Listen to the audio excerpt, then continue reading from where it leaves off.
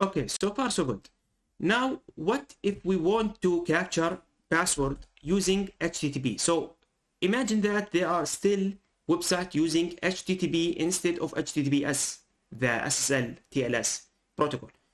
And this is very dangerous thing. So if I go to my browser and if I go to this website, now actually this is just an arbitrary website, but the main point here is to talk about HTTP and HTTPS. So techpanda.org, go to it.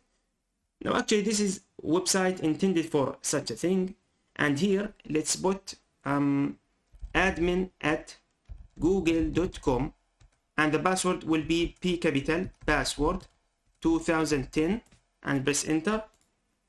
And here you can see that yeah, it is here. Okay, we are connected or logged in successfully. Okay, now here is the thing. Now if I go here, if I type HTTP, press enter, you can see that we are capturing all of the data here. Now you can see that if you follow the info here, you can see we have a post. Now this post, inside it, open the hypertext protocol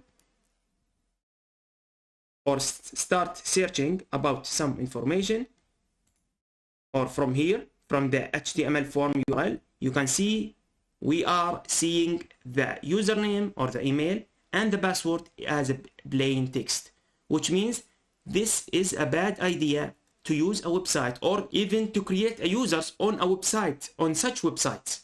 Like websites that are not using HTTPS, don't use it at all, because you may get hacked.